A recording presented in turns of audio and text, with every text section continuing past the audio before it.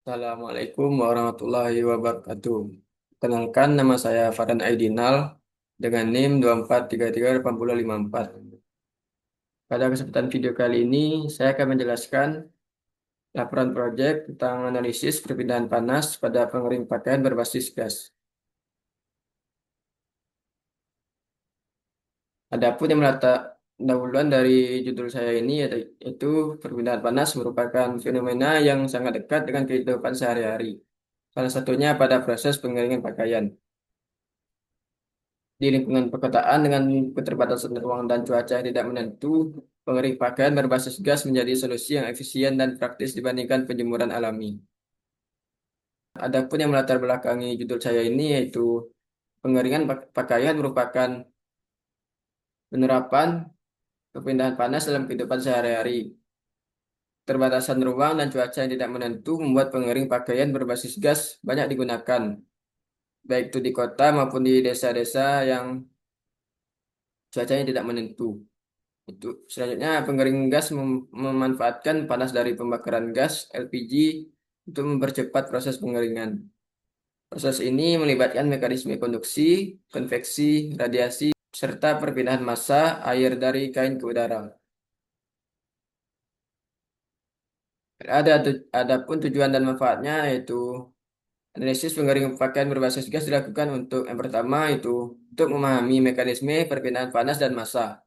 Kedua itu mengetahui faktor yang mempengaruhi laju pengeringan. Ketiga itu untuk mengkaji efisiensi energi sistem. Yang keempat itu yang terakhir untuk menghubungkan teori dengan aplikasi nyata dalam kehidupan sehari-hari.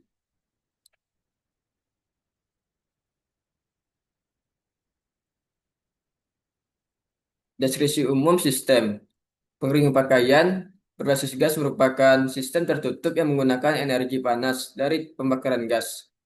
Panas ini digunakan untuk memanaskan udara yang kemudian dialirkan ke dalam drum berisi pakaian. Udara panas inilah yang berperan utama dalam proses pengeringan tersebut. Yang itu untuk menguapkan airnya. Baiklah, selanjutnya itu komponen utama pengering gas. Adapun komponen utama dalam sistem pengering pakaian berbasis gas meliputi yang pertama itu burner dan ruang pembakaran. Yang dimana itu untuk tempat pembakaran LPG yang menghasilkan panas. Yang kedua itu heat exchanger. Heat exchanger ini itu untuk menyalurkan panas ke udara. Yang ketiga itu blower atau kipas. Blower atau kipas ini untuk mengalirkan udara panas ke dalam drum. Yang keempat yaitu drum pengering. Pengering ini untuk tempat pakaian diletakkan untuk berputar dan menerima udara panas. Selanjutnya itu saluran pembuangan udara lembab yang terdiri dari ventilation outlet dan termostat dan sensor kelembapan. Pada ventilation outlet itu untuk saluran pembuangan uap, air, dan gas hasil pembakaran. Yang termostat dan sensor kelembapan itu untuk mengontrol suhu serta mematikan panas saat pakaian telah kering. Singkat saya desain sederhana dari analisis saya ini itu udara masuk, terus dipanaskan oleh burner, selanjutnya itu diteruskan blower ke drum, selanjutnya itu kontak dengan pakaian, jadi uap air keluar melalui lubang ventilasi. Setiap komponen ini memiliki peran penting dalam proses pengeringan. Adapun alur kerja sistem pengering. Proses kerja pengering dimulai dari pembakaran gas pada burner, panas dari pembakaran pindahkan ke udara melalui heat exchanger, udara panas kemudian dialirkan oleh blower ke dalam drum pengering, bersentuhan langsung dengan pakaian dan membawa uap air keluar dari sistem. Baiklah, selanjutnya kita masuk ke bab 3 itu prinsip perpindahan panas. Proses pengeringan melibatkan tiga mekanisme perpindahan panas. Yang pertama itu konduksi pada komponen logam. Konduksi pada komponen logam ini adapun panas mengalir dari nyala api ke dinding ruang pemanas atau heat exchanger. Material logam biasanya itu stainless steel memiliki konduktivitas tinggi sehingga cepat mengantarkan panas. Yang kedua itu konveksi antara udara panas dan pakaian. Konveksi merupakan mekanisme dominan. Udara panas yang dihasilkan burner dipaksa mengalir oleh blower sehingga terjadi forced convection ke dalam drum. Kontak antara udara panas dan permukaan pakaian menyebabkan uap uap air menguap. Laju konveksi dipengaruhi oleh pertama itu kecepatan aliran udara, yang kedua temperatur udara panas, yang ketiga luas permukaan kain, keempat yaitu kelembapan relatif udara masuk.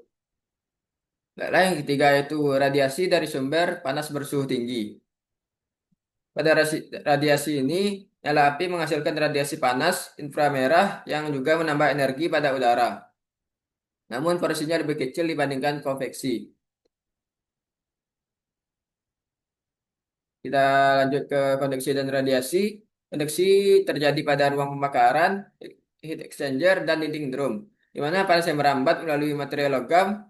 Radiasi berasal dari nyala api burner dan permukaan logam bersuhu tinggi, yang membantu pemanasan awal udara meskipun kontribusinya relatif kecil. Selanjutnya itu konveksi sebagai mekanisme dominan.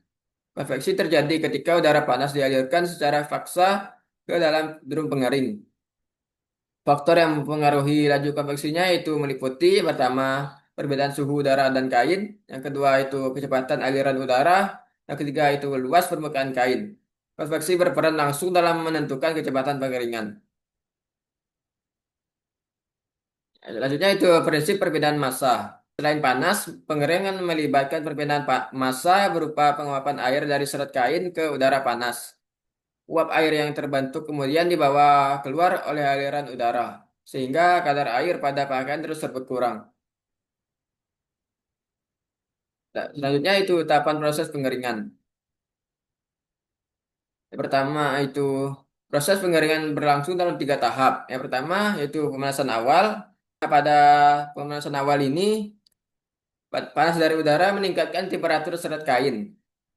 Air pada permukaan kain mulai menguap setelah suhu mencapai sekitar 30 sampai 40 derajat Celcius. Pada tahap ini, laju penguapan masih rendah. Lalu yang kedua itu laju pengeringan tetap. Pada laju pengeringan tetap ini adalah tahap terpenting dan paling cepat dalam proses pengeringan. Adapun karakteristiknya yaitu permukaan kain masih jenuh air, penguapan berlangsung secara kontinu, udara panas menyerap air dan membawa keluar sistem. Laju pengeringan tetap ini dikendalikan oleh perbedaan panas dari udara ke permukaan kain dan perbedaan massa dari permukaan kain ke udara. Yang ketiga yaitu laju pengeringan menurun. Laju pengeringan menurun ini ketika air pada permukaan sudah habis. Uap air harus berdifusi dari dalam serat ke permukaan kain. Tahap ini lebih lambat karena pertama itu difusi air dalam serat lebih sulit, udara panas memiliki kelembapan lebih tinggi, laju pengangkutan uap berkurang. Setelah tahap ini, pakaian akan menjadi kering. Tahapan ini menentukan efisiensi dan durasi proses pengeringan. Baiklah, kita masuk ke bab 4, analisis kinerja sistem. Kinerja pengering pakaian berbasis gas ditentukan oleh kemampuan sistem dalam mentransfer panas dan massa secara efektif. Parameter penting yang dianalisis meliputi suhu udara, laju aliran udara, waktu pengeringan, dan konsumsi energi. Kita masuk ke efisiensi dan usulan pengembangan. Pengering gas memiliki efisiensi tinggi dibandingkan metode konvensional. Namun, peningkatan masih dapat dilakukan, antara lain yaitu optimalisasi aliran udara. Pada aliran udara ini terbagi dalam beberapa pengembangan, yaitu penambahan insulasi termal lebih baik. Banyak kehilangan panas terjadi pada ruang pemanas, ducting udara, dan dinding drum. Penggunaan insulasi berbahan serat keramik atau glass wool meningkatkan efisiensi 10-20%. Yang kedua yaitu sistem resirkulasi. Udara panas yang keluar dari drum dapat diambil sebagian untuk dipanaskan ulang. Keuntungannya yaitu mengurangi konsumsi gas, mempertahankan temperatur stabil, dan mempercepat drying rate. Selanjutnya itu penggunaan material dengan konduktivitas termal lebih baik. Nah, yang ketiga yaitu penambahan filter debu pada saluran pembuangan udara untuk menjaga kebersihan lingkungan sekitar. Filter debu ini mencegah serat kain masuk sistem ventilasi.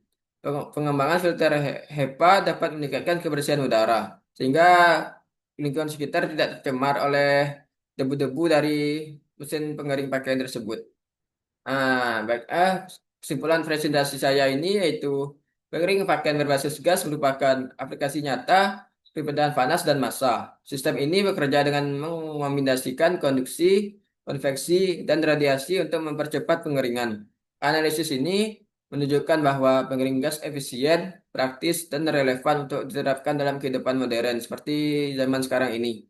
Baik, sekian presentasi dari saya. Jika ada kesalahan saya mohon maaf. Saya akhiri. Wassalamualaikum warahmatullahi wabarakatuh.